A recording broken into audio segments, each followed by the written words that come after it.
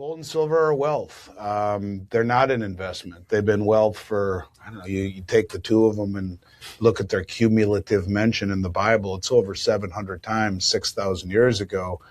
And through it all, through, empires, kings, queens, emperors, 2 world wars, German hyperinflation, the Great Depression, every pandemic, everything, we see gold and silver still as relevant as they were in biblical times, to a degree, at least as far as the most well-informed people on the planet are concerned. And that would be the central banks, the sovereign wealth funds, the commercial banks, the biggest money that in this world is accumulating gold and silver off the hook. And I would say that if you take one thing away from this, it is that gold and silver are wealth. According to Andy Schectman, the U.S. is engineering a soft default on the dollar by devaluing it, reshoring gold, and pushing real price discovery.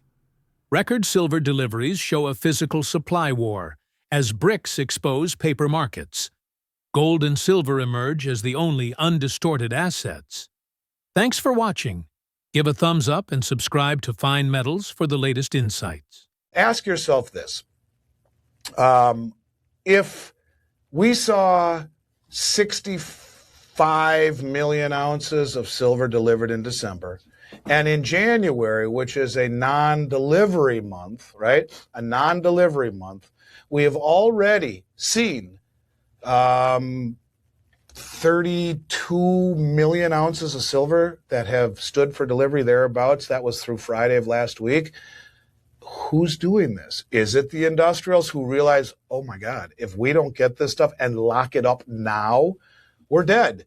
And so who's standing for delivery every single month for billions upon billions upon billions upon billions upon billions of dollars in gold and silver? And it boils my blood. When you think about 850 million is the annual mining output. Right. And it's already been 35 million. Well, between December and January are over 100 million already. And it boils my blood that the folks on Wall Street have never said we were wrong. And the guys like Jim Cramer and all the people that are leading the flock to slaughter, haven't come out and acknowledge who's standing for delivery in all of this gold and silver. It's as unusual as 4 feet of snow in Death Valley in July. And if that happened, you wouldn't see a snowmobile dealership open up in Death Valley. You would understand that this is an anomaly, and this is, in every sense of the word, an anomaly. Unless you are able to separate yourself and look outside the box and say, this is exactly what they're doing. They're reshoring in preparation for something very big that this market has never experienced before. I totally agree. People who understand what's happening in the market are standing for delivery. And the amount of deliveries that we have seen coming into the COMEX market, I think, really highlights that. These are, well, let me give you an example. I mean, to me, COMEX is telling you the truth. And it's the real story. Delivery behavior is the real story. Let's talk about silver for a minute.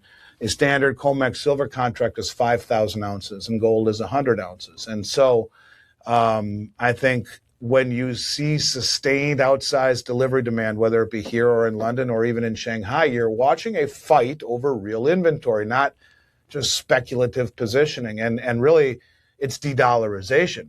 But in December, there were 3,706,000 ounces of gold that stood for delivery, 3.706 million ounces of gold. Now, multiply that times 4,500, and what do you get? Billions of dollars. And an all-time December record of 64,730,000 ounces of silver delivered in December. Now, let's put that in perspective. Almost 65 million ounces of silver delivered in the month of December, all-time record for the month. But this has been going on for 15 straight months. Since he won the election, this is what we see every month. There is zero journalistic integrity talking about what is happening. But if a mint box of Silver Eagles, which is 500 ounces, weighs 42 pounds, Who's standing for delivery for 65 million ounces? Think about that for a moment. And here we are in January, the first 9 days or so of the January delivery month, we've already seen about 34 million ounces of silver delivered in a non-delivery month. And, who is doing this? Well, and to your point, yes, in the first 10 days of this year, not including today, which both gold and silver are just rampaging today, they're both up between 73 and 78% over what they started off last year. Last year was a record historical year since the 1970s, and 2026 is already up around 75% for both metals versus last year's start. Right. And I think it's honestly, in many respects, just beginning. You haven't had virtually any mainstream participation in this. At all. This has all been driven by central bank. And here's the problem. What are the assets that have been distorted? You could say gold and silver have never been allowed to find their real price discovery. I would argue gold because of Gibson's paradox, the inverse relationship between suppressed interest rates and the price of gold, real interest rates. If you have super low interest rates, then there's no reason to not own gold because it doesn't pay a return, which really doesn't matter. That's what the analysts want you to believe and the advisors. But if you had really high interest rates in a stable country, you'd buy treasuries, and at 10%, your money would double every 7.2 years. That's the law of 70 seconds.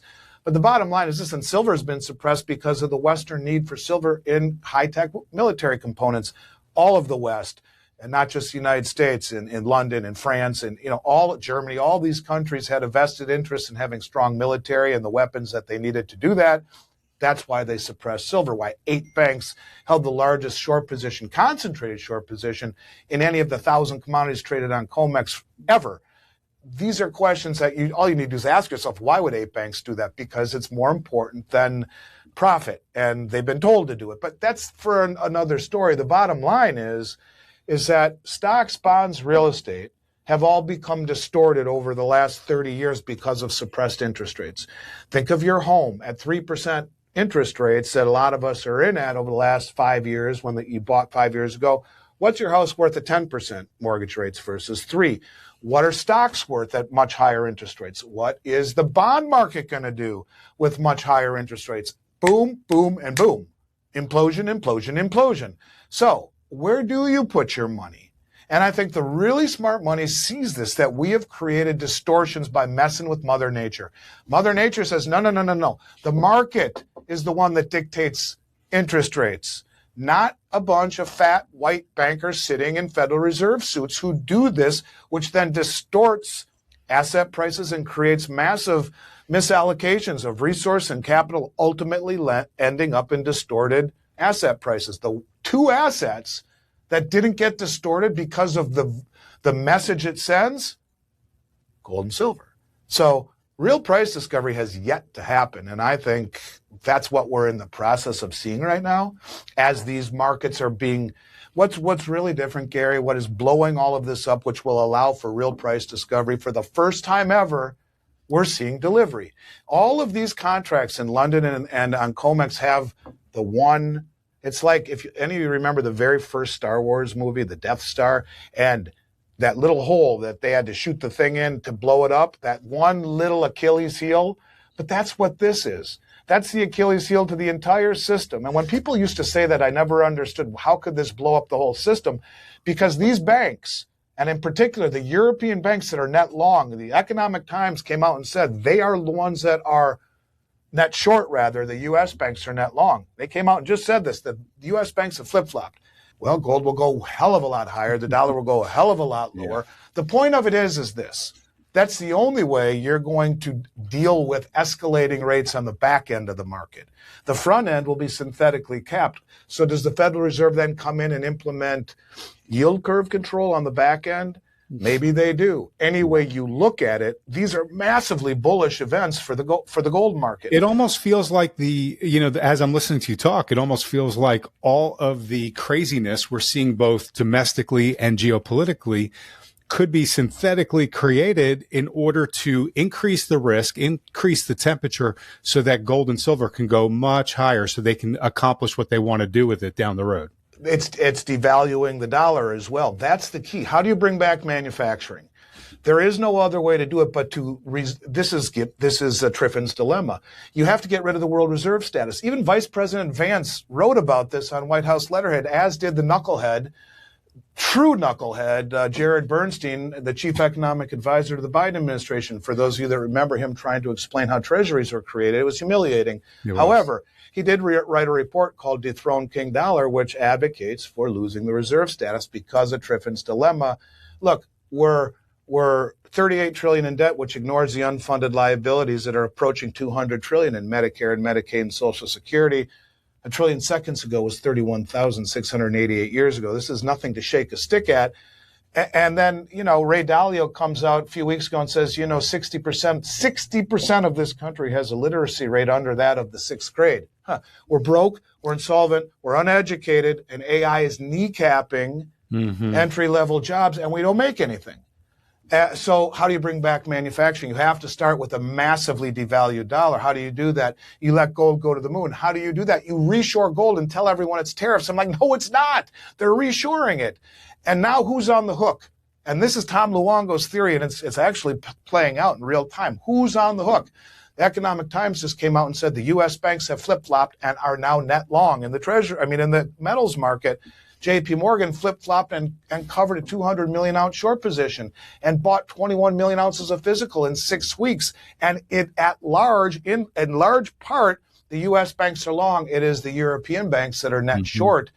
And if you were to bring back all of this gold, tell the commercial banks quietly, you're going to cover your stuff now. This is an existential threat. And then you're going to sell it to the Treasury through the Exchange Stabilization Fund. And then you tell Bo Hines of USA Tether, all of this gold that you're going to accumulate by keeping the interest that you guys get to make free and clear. Anytime money moves anywhere, you're going to put it in gold. You're going to devalue the dollar. You're going to give that gold to the Treasury. We'll pay you for it. You'll get very rich. But the gold is coming to the Treasury to back the back end of the bond market. So we have zero upfront borrowing costs on 20-year treasuries backed by gold, so we can bring back our manufacturing at zero upfront borrowing and a massively devalued dollar. How do you devalue dollar? Let gold go to the moon. In other words, they are issuing and implementing by design a soft default on the reserve status of the dollar to bring back manufacturing, or your kids, my kids, and our grandkids are dead in the water. You don't need to beat the West by firing missiles. You beat the West by standing for delivery on the commodities that allow that they have distorted to support the illusion of Western supremacy. And you go back, the COMEX was created in 1974. The LBMA is a 150-year-old market. For the entire, length of both of these markets, the majority of these countries were third world. No one would stand for delivery, challenge the West. Nobody. And they didn't have the wherewithal. Now they're all coordinated and motivated and sophisticated, wealthy as hell. And they're like, ha-ha, that's how you do it. We just stand for delivery, and we will blow up the exchanges on these paper promises that are, built up. It's Bernie Madoff, right? Bernie Madoff had a great program. He started the NASDAQ. Everyone wanted to be with him, and he paid huge monthly checks, right? Stealing from Peter to pay Paul. It worked until everyone said, but you know what, Bernie? I'd like to take my money back. I want the real thing, not the paper anymore. And boom, the whole thing exploded quickly. Will that happen here? Yeah, it is happening. When the LBMA tells you, sorry, it's T+8 weeks because we have a shortage of manpower and trucks, and it's a T+1 settlement market. In other words, T is Monday, trade, +1 Tuesday, Wednesday. Those bars are on their way to you. No matter what, you need them for whatever you need it for, manufacturing of jewelry or whatever. Gary, we're 8 weeks, not enough trucks here at the Bank of England to get you your stuff. That is it happening in real time, and how it resolves itself. You ask David Jensen, who you should have on your show if you haven't already, amazing guy, and he'll tell you there's 140 million ounce free float, to which he questions if it's even free, standing behind 2 billion ounces in paper contracts that could immediately stand for delivery. What could possibly go wrong? And that's exactly where we're at, where it is starting to break. So anyone who's stupid enough to do that naked, meaning nothing behind it but a big checkbook, deserves what they get. And I think you're beginning to see that happen right now.